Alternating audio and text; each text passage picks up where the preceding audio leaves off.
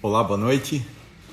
Vamos dar continuidade a mais uma conversa de arte em tempos de guerra. E então nós vamos aguardar. Boa noite, Kiko, Ludmila. Vamos aguardar o pessoal entrar. E eu queria, antes de mais nada, boa noite, Christian, agradecer a fidelidade dessas conversas que têm sido, enfim, interessantes, ricas, para mim, de conhecer muitos de vocês, que, enfim, porque como tem uma solidão que é própria de da natureza desse trabalho, que a gente não tem contato em geral com o público. E na medida que o comércio da arte passou a ser mais feito diretamente através das galerias, foi se perdendo o contato do artista com o público. E ali acontece remotamente nas exposições. Mas faz falta esse encontro. E alguém está falando de generosidade, eu acho que faz parte da atividade artística a interlocução e também, dado o desenvolvimento das artes contemporâneas, eu acho que faz falta o testemunho do artista, porque não há uma comunidade. Como a gente trabalha sozinho, não tem uma comunidade para eu me reportar e falar da minha prática, não tem um inimigo que eu possa, como no período da modernidade, que é o gosto burguês, enfim. Então a gente tem que achar, por isso a questão da transmissão talvez seja, para mim, um momento de interlocução. E também de uma exigência de, vamos dizer assim, pôr em palavras o que é vago, tentar pôr em ideias uma coisa mais transmissível, né? Bom, eu estou enchendo linguiça aqui, então, enquanto o pessoal está entrando. Mas, então, acho que eu já posso falar, que já tem bastante gente aqui na sala. Desculpe. Nós tivemos, nas últimas conversas, eu tenho falado de noites bem apropriado os tempos sinistros que estamos vivendo. Então eu falei as noites particulares, né? Eu falei das noites que nos habitam, e hoje eu queria falar a noite de alguns e a noite de outros. É uma brincadeira para falar assim. Eu acho que eu fiz um pequeno recorte do período da modernidade, e eu resolvi fazer um recorte em volta de um tema. Eu fiz menção, eu acho que em algumas das nossas conversas, que no período da modernidade,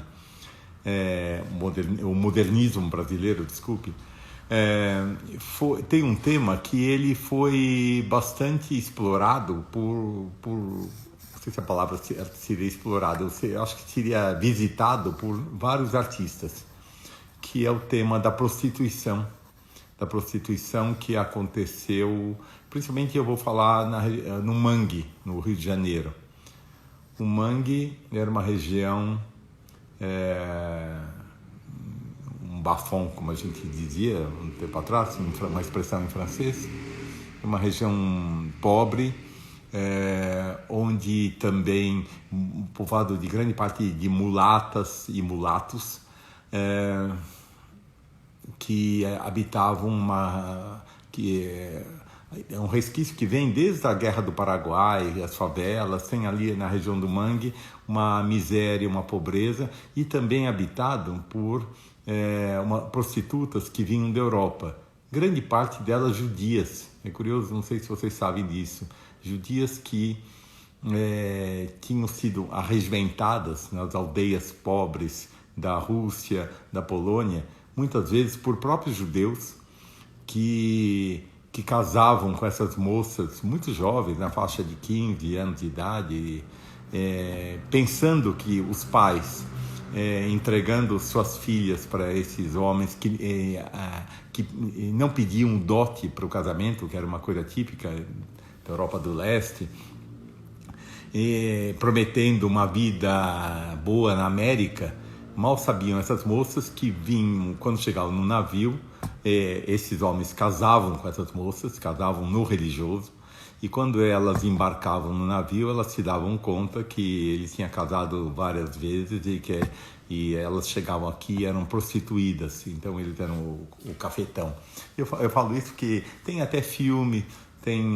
Agora, elas eram chamadas as polacas, eram em geral loiras, de olhos azuis e que faziam muito sucesso na zona do Meretrício, nos puteiros, como a gente diz mais apropriadamente, do Rio de Janeiro. Esse tema, ele interessou a boemia dos artistas modernistas. Então eu podia citar uma lista enorme de artistas que fizeram, que frequentaram como clientes, outros frequentavam como, vamos dizer, documentaristas das misérias humanas, vou chamar assim.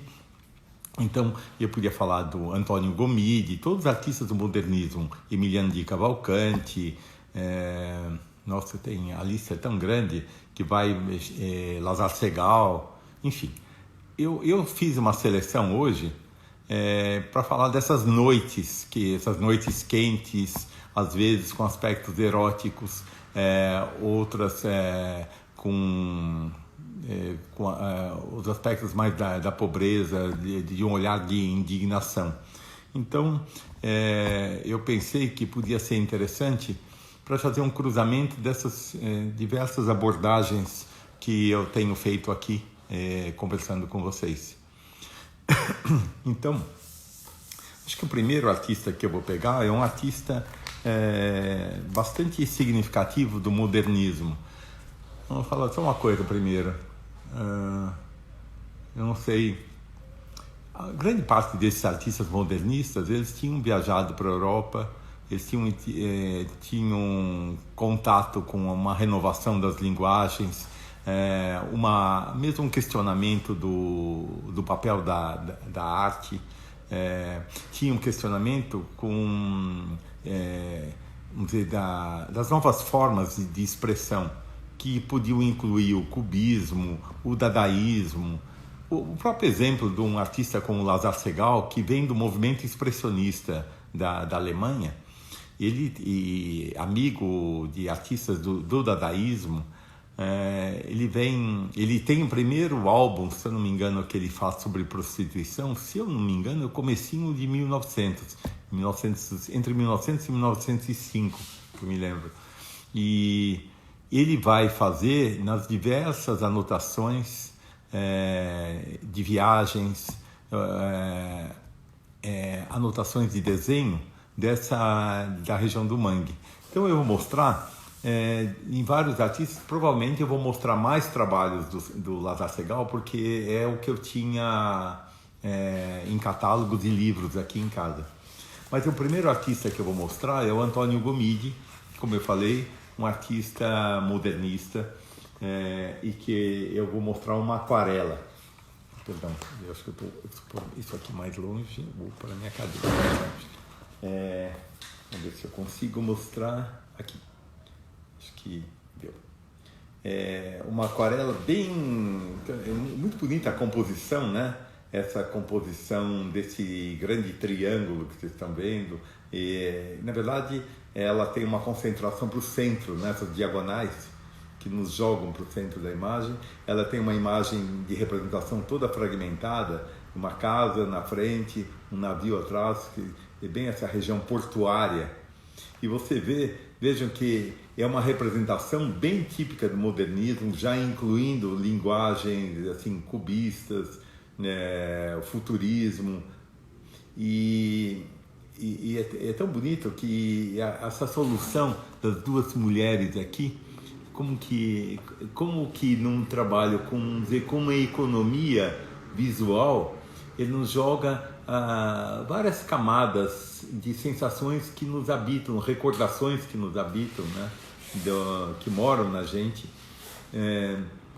eu acho muito tocante, e eu achei interessante começar com isso, pegar um tema e onde a gente vai abordar isso que eu estou chamando as noites brasileiras que carregam da miséria ao sonho, aos prazeres, ao erotismo, enfim. Bom, eu acho que eu tenho mais trabalhos do Gomide que eu selecionei aqui.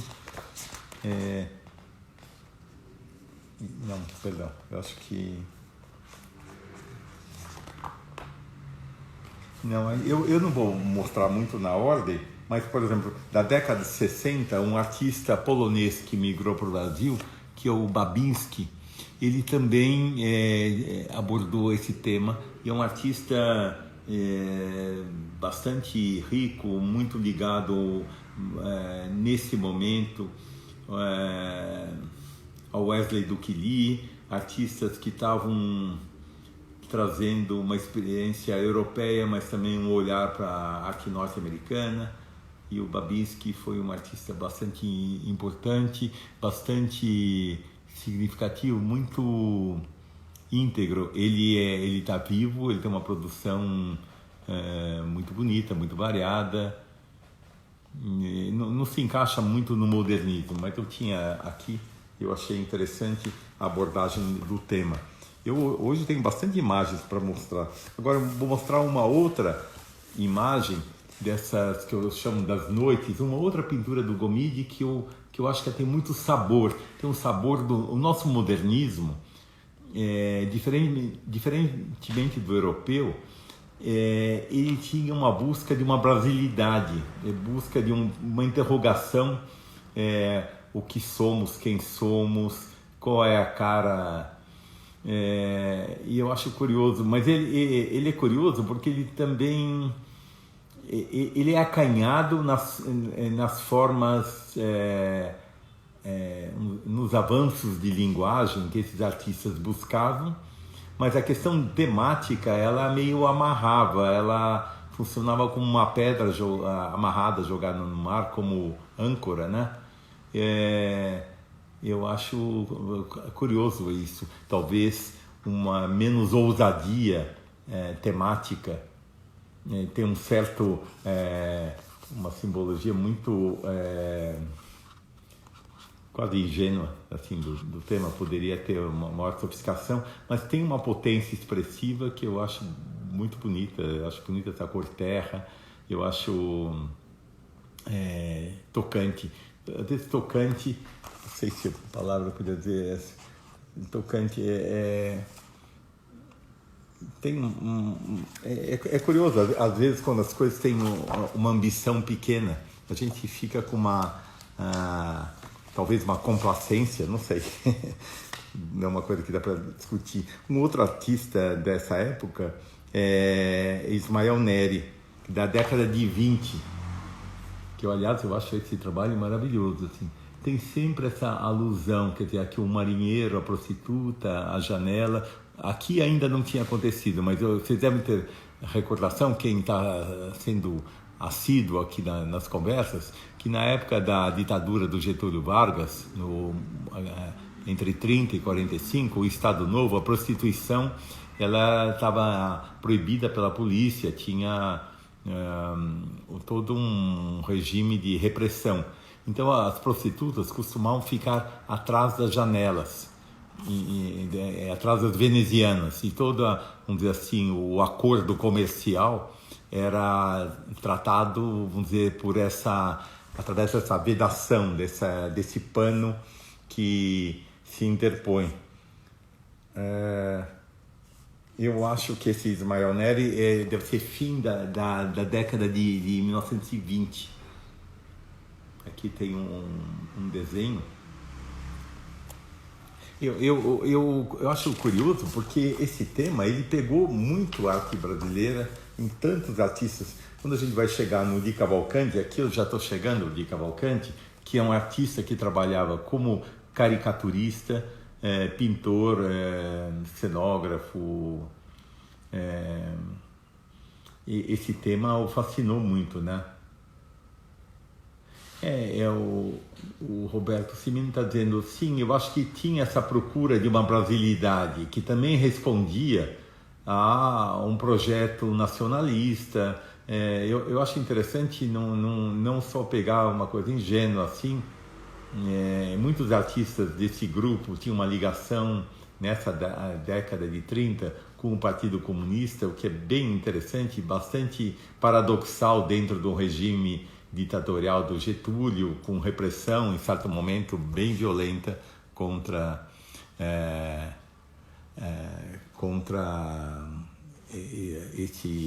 os comunistas, né? O Jaime Prado está falando pequenas ambições, eu não entendi.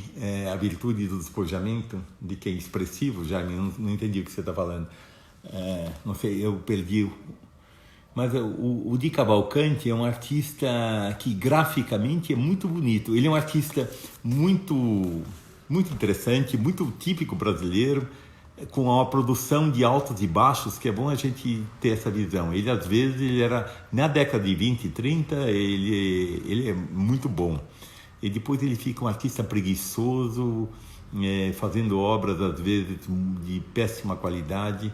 Então, mas é legal a gente ver isso. Quase todo mundo, é como a Tarsila. A Tarsila é muito melhor na década de 20 a 30, 35, depois mais para frente é bem lamentável, assim, né? Mas é interessante a gente ver, e cabe, com um distanciamento histórico, a gente entender quais momentos que os artistas deixaram um trabalho que realmente tem um significado, né, para a cultura. Não é tudo que tem a assinatura de um artista que a obra. Tem um momento, tem obras, como qualquer artista, tem obras melhores e piores, mas eu acho que está na hora da gente criticamente mostrar isso. Eu não falei aqui da Tarsila, e também não sei se aqui seria o lugar de falar a crítica que eu faria à exposição que aconteceu no MASP, que fez tanto sucesso. Enfim, num outro lugar eu prometo falar para vocês. Esse é um outro desenho do Di Cavalcanti também, para mim, que tem bastante sabor, chamar assim, que tem essa atmosfera, que tinha uma linguagem moderna e tem uma elaboração que eu acho muito interessante.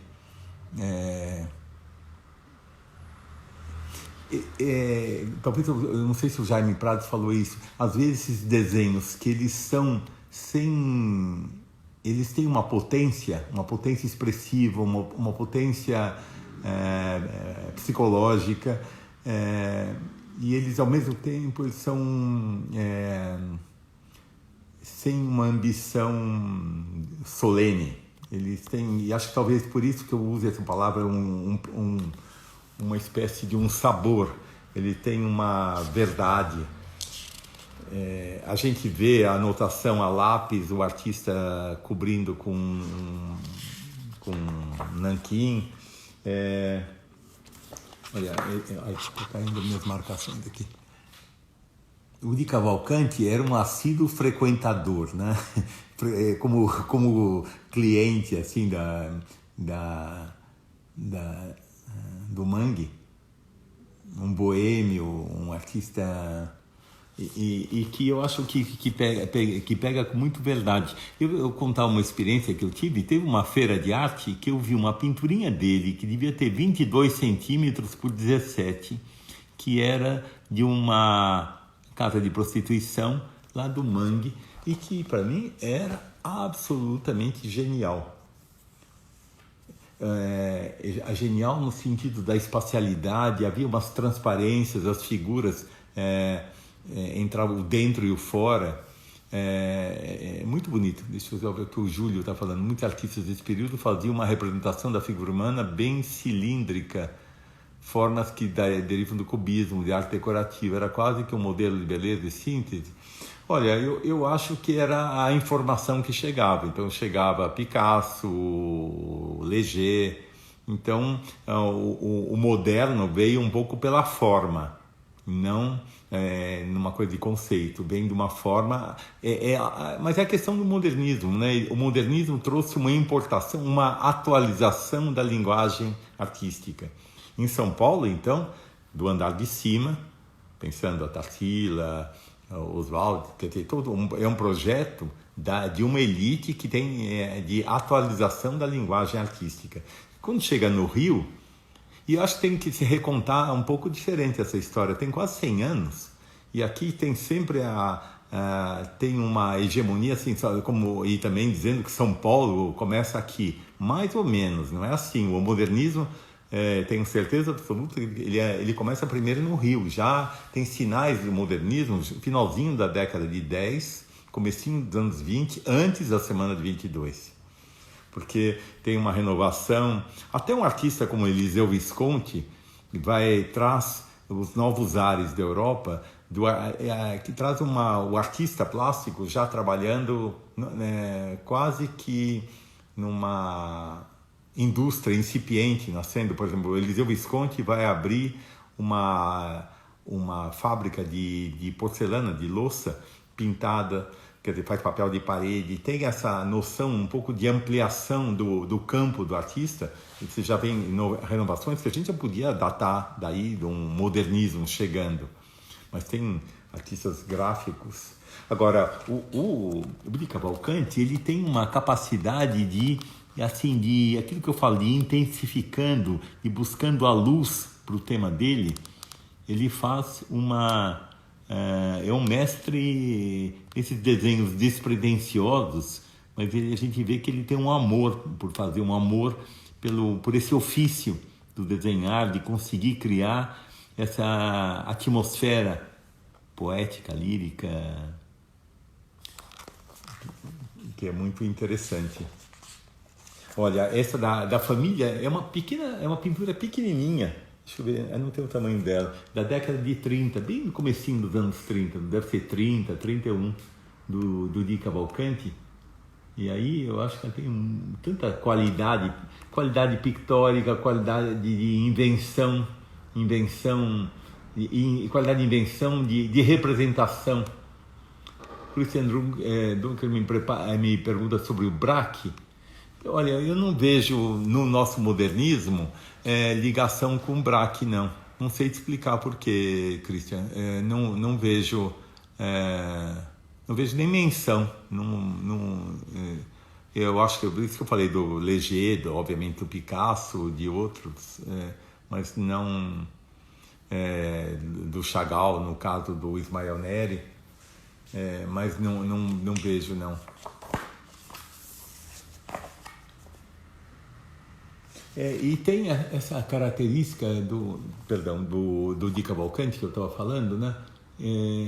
Esses desenhos, mesmo entre aspas inacabados, eles são muito bonitos, né? Você vê, tem um traço também do caricaturista, É impressionante como o Di Cavalcanti era uma esponja. Cada viagem que ele fazia, a absorção assim das linguagens, do expressionismo, do cubismo, tudo entrava no trabalho dele.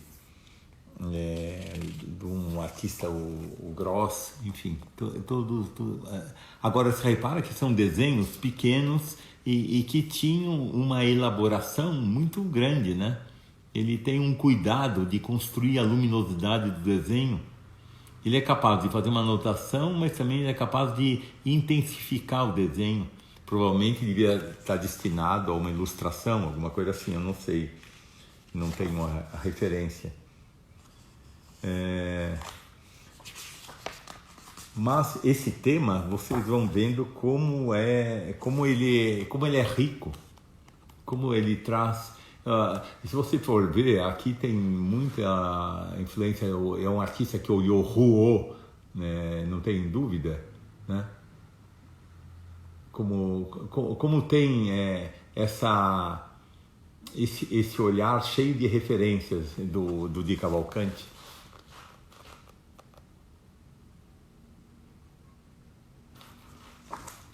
Mas essas noites, né, que que esses artistas nos trazem, eu acho muito bonito, assim. Dá pra fazer, olha, uma exposição sobre o mangue, óbvio, dá para fazer, sobre a prostituição, sobre o desejo, sobre o erotismo, a miséria, enfim, tudo que está em volta disso. E todas as nossas fantasias, né? Mas como uma exposição sobre a noite, as diversas noites que a arte faz.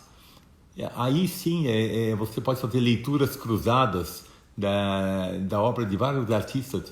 É uma ideia aí para alguma instituição fazer. Em vez de correr atrás das últimas tendências artísticas, às vezes está na hora um pouco de olhar para os próprios acervos e renovar as leituras, né? O artista Júlio Minervini está falando, sim, tem alguns desenhos do Di Cavalcanti que tem muito o artista, o Jorge Gross, né? Mas são muito bonitos. Olha quantos planos, olha a capacidade que o desenho tem. Esse desenho deve ter 15 por 20 centímetros. Como a gente viaja dentro dele. A gente viaja, o espaço que ele constrói é o espaço para a gente sonhar, né? A gente entra por essa rua da prostituição. Olha que bonita a mistura do dentro e do fora. Que lugar que esse desenho coloca o observador. A gente está dentro e está fora. Tem uma circularidade aí que ele nos faz assim, visitar os vários espaços, né, do desenho. Ele quase é uma coisa meio caleidoscópica, né? Você está indo num espaço ou dentro ou fora, você está dentro, fora, você está nesse jogo. Então, o Di você vê que é um artista prolixo, né? Realmente, ele era um artista muito interessante nos anos 20 e 30. Depois, cai muito a produção dele. Até um desenho vou mostrar agora, uma dedicatória para o Mário de Andrade. Muito bonito ele. O desenho tem isso, você sabe que às vezes através do desenho a gente tem a possibilidade de entrar no processo criativo, o processo do artista. Ele dá uma ideia dos bastidores, o desenho como um instrumento do pensamento, né? E olha, tem uma última trabalho do Di Cavalcanti que lembra também aquelas figuras as 5 moças de Guaratinguetá, né, que está no MASP. Tem um pouco esse espírito, mas sempre o mangue, a figura da prostituição. E de novo, repara como a gente vai indo para vários planos da pintura. Tem diversas narrativas, né?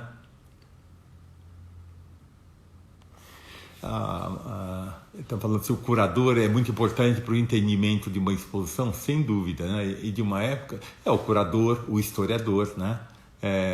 Eu prefiro essas duas. E o curador, ele tem uma licença poética de fazer leituras, qualquer obra permite, que às vezes que não está nem... na associação de obras, na leitura cruzada que elas estabelecem num ambiente, numa exposição, que a gente às vezes percebe coisas das conexões de um artista, que às vezes a gente passaria meio em branco, né? E aí eu vou entrar um pouquinho no Lazar Segal, que eu tenho mais reproduções, assim, que pertencem à série do Mangue. E isso eu acho importante, porque o Segal, muitas vezes, quase sempre, essas pinturas eram retrabalhadas no ateliê. Ele usava desenhos, diversos desenhos, para reconstruir. A pintura é uma construção. E depois o desenho ele é uma ferramenta de anotação de um pensamento, de uma ideia. Mas o tratamento principalmente o Segal faz é muito esse, né? E eu tenho diversas anotações, então, são desenhos de folhinhas de papel pequenininhos. Mas olha como tem aquilo que eu falei, né? Já o Segal está na década... Eu acho que provavelmente é anos 40 aqui. onde em pleno Estado Novo, quando tinha isso que eu falei, provavelmente essa era uma polaca, né, pelos traços dela, né? Mas tem essa... aqui é diferente do de Cavalcante. De Cavalcante tem um clima mais... poderia dizer, um certo erotismo. Aqui eu acho que é muito mais a ordem da compaixão. Eu diria que o espírito Segal tem um olhar... eu acho que a minha palavra que me ocorre é compaixão. Uma humanidade... é desse lugar da pobreza, da miséria, uma solidariedade, talvez. Esses desenhos pequenininhos, depois eles eram muitas vezes utilizados para fazer gravuras, gravura em metal, ponta seca, né, água forte, ou para xilogravuras. Mas o Segal, então você vê, o desenho é um instrumento, ele não é um fim, né? É um fim em si. Olha, eu vou mostrar, inclusive aqui eu acho que dá até, é quase o tamanho do celular, esses desenhos. São lindos, sabe? São preciosidades assim, porque ele tem a atmosfera, né? Engraçado como tem a marca, tem a impressão digital do artista, né? Aqui está contido, né? E eles não têm uma ambição, você percebe plenamente que ele está pensando provavelmente numa pintura, composição, essa cortina, a figura, né, da prostituta.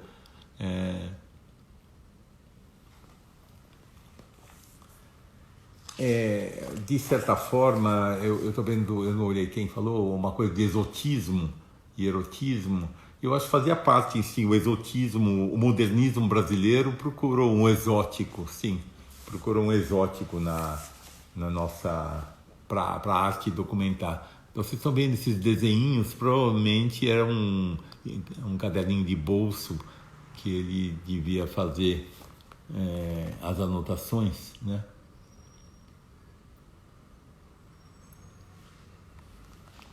Então, olha aqui, inclusive eu acho que eu tenho não é essa não, que eu tenho uma gravura dele mas não é, uma das figuras parece,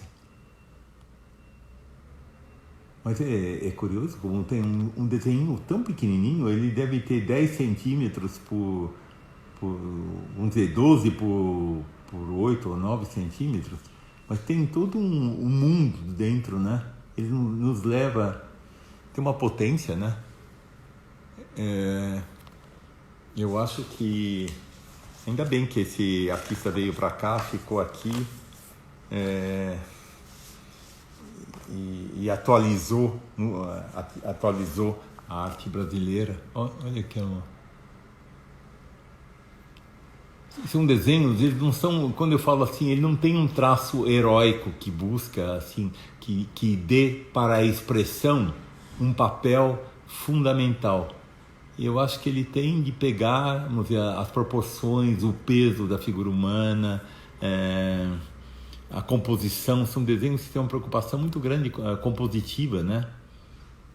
Sempre eu estou mostrando, são caderninhos, tá, de desenho, que aquilo que não estava destinado, não é, o mercado nunca coloca isso como obra. Olha isso que eu falei, olha a figura olhando através da janela, a mulher nua, né? A prostituta.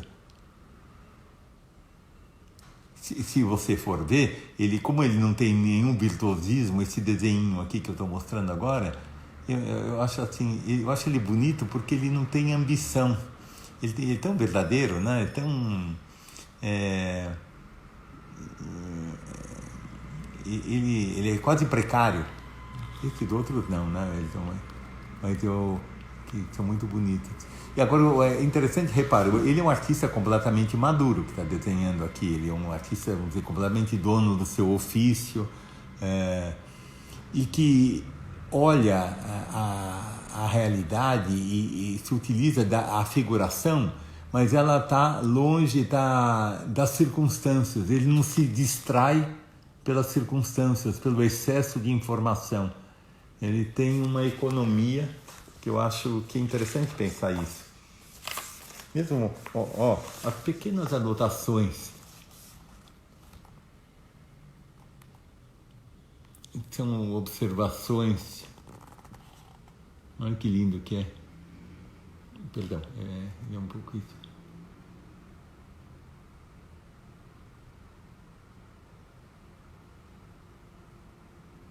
Eu não sei se esses desenhos eles são descritivos do que? Eu acho de um olhar que pensa a compaixão, né? Que sente que está falando disso. Eu acho que eles não descrevem o ambiente. Por isso que eu falei que ele tem uma economia narrativa. Inclusive a figura humana, ela cresce, ele relaciona aquela figura que está atrás da janela, ela é enorme, ela busca através de uma linguagem, uma expressividade, né? com uma economia de... Ele tira toda a gordura, né? Ele tira para deixar uma coisa mais essencial. Mas não há dúvida que é um artista expressionista, né? Esses desenhos eles eram feitos às vezes com grafite, recobertos ou com nanquim, ou uma cor chamada sanguínea, né? Quando eu falo que ele não é descritivo, porque as figuras dele são segalianas, né? Mais do que ele ficar preso com os traços que definem aquela pessoa que está na frente dele, né? E é bonito o lugar por onde o Lazar Segal aborda o tema. As mulheres e as janelas, como o Christian está comentando. Ele utiliza esse signo, né, o tempo inteiro, nas pequenas anotaçõezinhas, esse caderninho que eu falei pequenininho, ele está olhando sempre janelas, mulheres. E é curioso isso, como cada artista, como ele tem as lentes que definem a subjetividade dele, são marcantes. É um excesso, porque eu achei uma oportunidade, muitos de vocês não devem conhecer esses pequenos, que até os museus nem acabam não mostrando, né? Mas eu acho que a gente vê tanto do processo criativo de um artista, como que ele constrói os seus temas, né? A gente vê os cacuetes, inclusive, de um artista, né?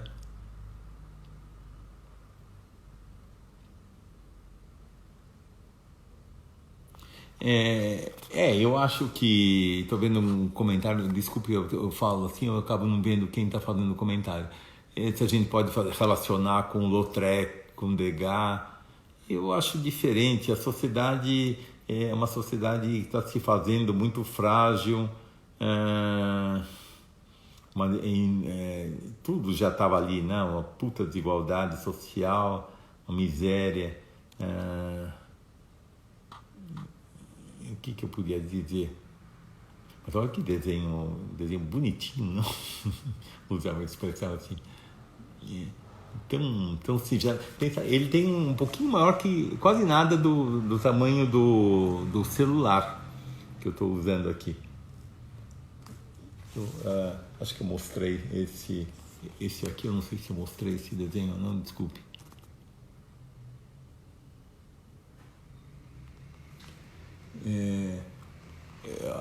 Estão me perguntando da capa desse livro. Não é um livro, é um catálogo de uma exposição que aconteceu no Museu do Lazar Segal, chamado Poéticas do Mangue. Talvez você até encontre esse catálogo lá na lojinha.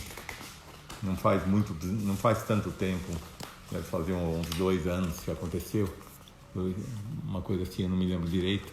Mas eles são preciosidades, viu? Preciosidades onde a gente vê o modernismo, todas as questões aparecem aqui, né? Como que um artista constrói seus trabalhos.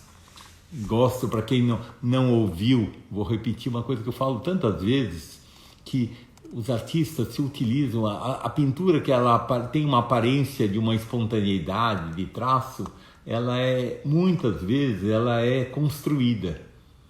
Então eu vou lembrar sempre aquela frase do Edouard Degas, que falando disso, ele falava que a pintura ela é produzida como um crime.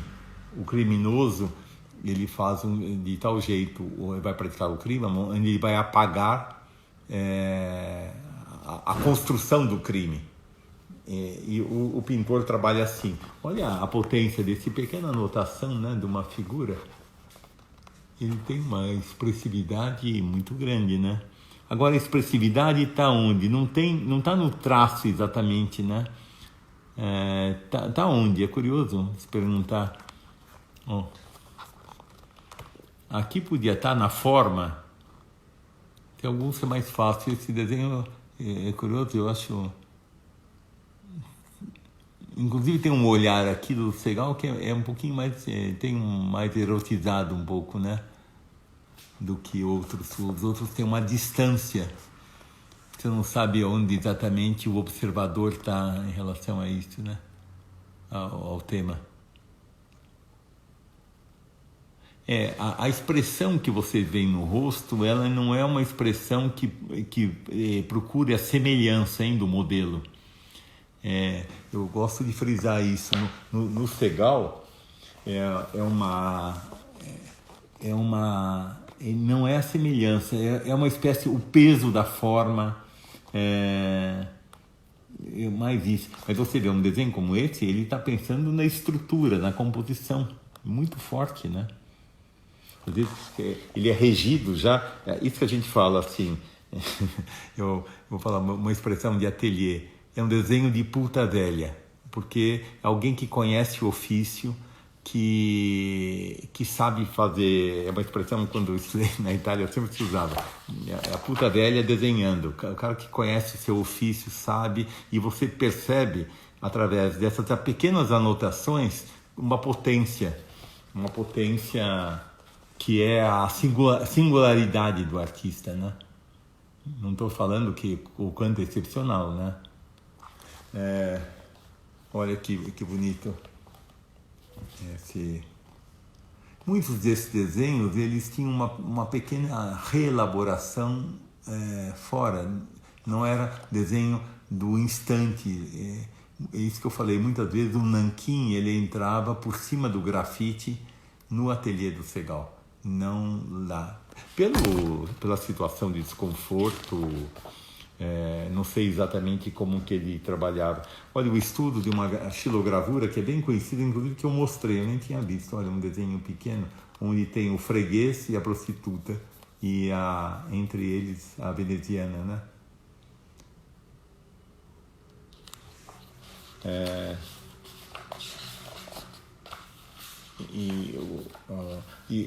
Esses desenhos do Segal, depois, aí a questão da prostituição, da miséria, isso são desenhos anteriores àquela série, que tem uma marca muito mais expressionista. Deixa eu ver, tem alguns deles que ele fez aqui.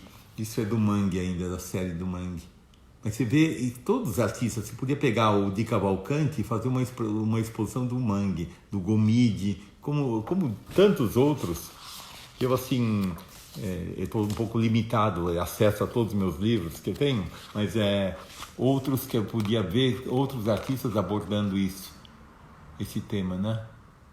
Então, essas noites que a gente tem, né, na cultura. Essa é uma xilogravura bem famosa que eu mostrei para vocês, ó. Eu já tinha mostrado, que é super simples, para quem não sabe, né, é feito, vamos ver, o artista entalhou uma madeira, depois ele, com um rolo de tinta, ele entinta a matriz, põe um papel em cima, pressiona por trás e a imagem sai impressa aqui no papel, né?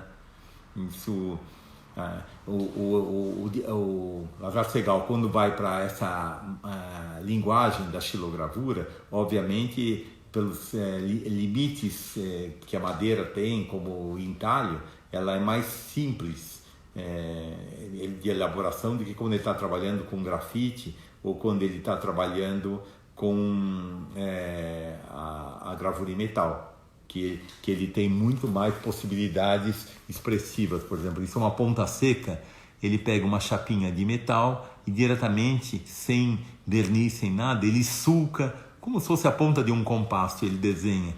Então, dá uma característica de uma linha mais borradinha, assim, uma linha mais aveludada, que muitos artistas gostam pela expressividade que isso dá.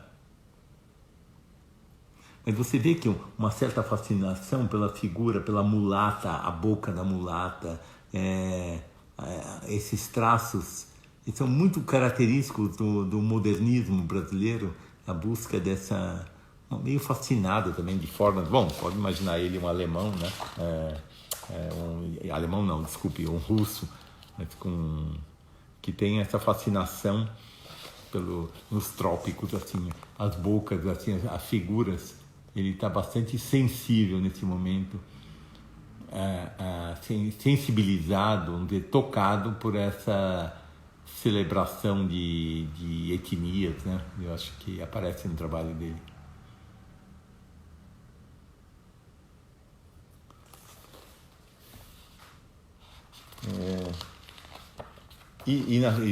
De novo na xilogravura, como ele volta... Então esses desenhos, eles serviam assim de anotações que depois elas entravam no trabalho dele. Aliás, é muito comum isso, hein? Mas no caso aqui a gente tem a oportunidade de ter de um artista várias imagens, né, que mostram... Então isso que eu estou falando, ele não fica preso à identificação dos traços, o reconhecível da onde ele começou, né, a desenhar. Ela é uma mulher, não é mais uma pessoa reconhecível, assim. Alguém está falando... eu acho que as janelas que a gente está falando, elas são muito isso que eu falei, da época da proibição, enfim. Eu acho que, não sei, não tem uma posição política do Lazar Segal aqui. Eu acho que o olhar, eu fiz outra vez eu falei da obra dele, eu falei desse olhar da compaixão. Ele tem uma característica diferente. Por exemplo, os colegas e amigos dele da Europa, o Jorge Gross,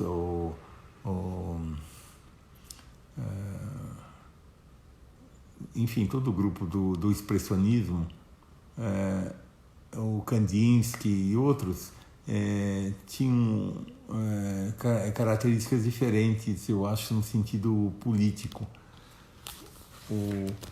O Segal é um artista que vem para o Brasil bastante maduro. Olha essa gravura, que beleza aqui. Eu mostrei o desenho dela, ó, pequenininho, que deve ter aquilo que eu falei, 10 centímetros por 8, por aí. Olha que bonito que é. E como que ele pensa a luz, né?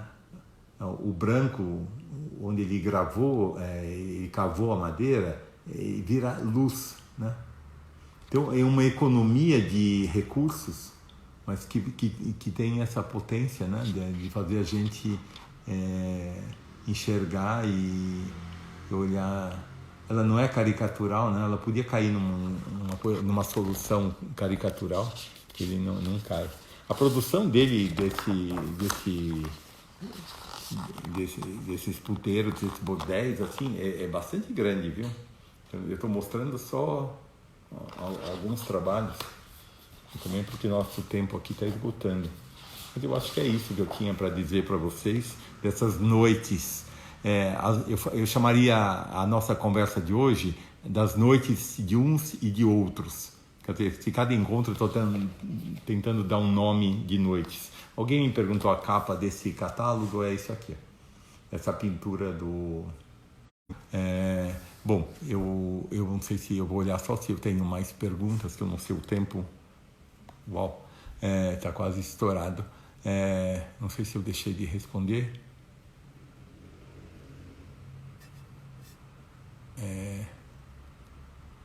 Sim, a Miriam está falando o simbólico da janela como fresta, o que aproxima, o que distancia, ou como mediação, né, do distanciamento.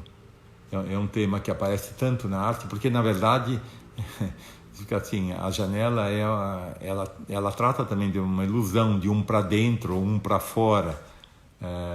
A própria metáfora da pintura, se pensasse, quando a pintura se descola da arquitetura, e quando a invenção da tela, que faz com que ela se descolhe, ela vira um objeto que ela não precisa mais ser concebida, limitada à arquitetura. Ela vira um objeto, inclusive, de troca, de venda. Ela ganha uma autonomia e ela surge muito como uma ideia de janela, né? Uma janela para dentro. Deixa eu ver se eu... Às vezes eu perco a conversa que estava tendo, eu já não consigo responder aqui. O Luiz está me perguntando se tem um primitivismo nas formas. Não, eu não diria, não. Acho que nenhum desses artistas. Eu acho que tem uma simplificação. O que talvez você está chamando de primitivismo, eu diria assim que foge à ideia de ter uma representação através da semelhança. A semelhança não é o que ele está buscando. Está buscando uma expressividade, uma espécie de velocidade na anotação da forma, mas mais isso, né?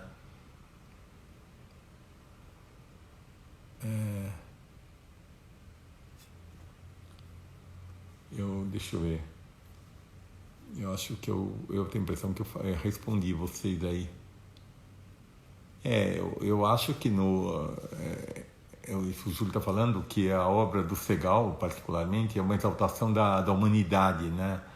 Das pessoas marginalizadas, não sei dizer isso, vamos dizer do sofrimento humano, da condição humana, é alguém que tinha vamos dizer assim, um acolhimento para a condição humana. Não sei, não me arriscaria a falar mais, porque parece que a gente está exaltando, a gente não tem as notícias exatamente, mas pressuponho, olhando a obra do Segal, particularmente, é tão diferente se comparar a natureza, a psicologia de um Di Cavalcanti do Segal, tão diferente. É bonito isso, mas eu não sei se um é mais humano que o outro. Imagino que o Di Cavalcanti não tem uma mediação desse sentimento, sei lá, se a mulata está lá, se ela é um objeto erótico para ele, eu não sei dizer, mas parece, do Segal tem uma distância, né?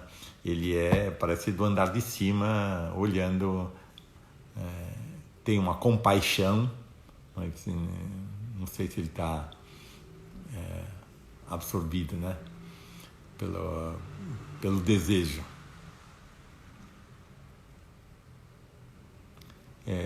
Realmente o Segal ele deixou uma obra vasta. Por exemplo, um artista tão incrível como Ismael Neri, a obra, ele viveu tão pouco, 36 anos, é muito pouco, a obra é pequena, mas muito, muito densa, muito...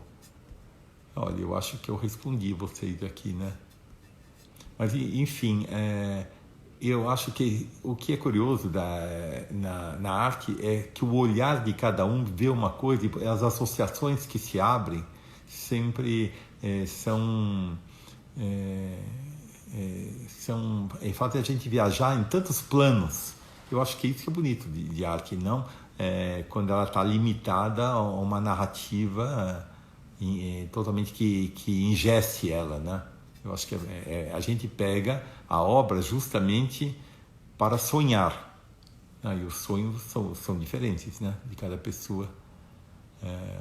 É isso. Bom, eu acho que eu respondi aqui. Suponho que eu respondi a todos, se não me mandem perguntas. Bom, gente, eu vou agradecer vocês. Vou ver se eu continuo outras noites ou se eu parto para... novas luzes, talvez, né? Talvez a gente esteja precisando um pouco falar de luzes. Não que as noites não tenham suas luzes, as noites têm as suas escuridões e suas luzes, né? Enfim, é isso. O resto é bobagem. Eu vejo vocês, quem tiver, os fiéis, amanhã às 21 horas e os infiéis também. Fiquem bem, então até amanhã. Muito obrigado.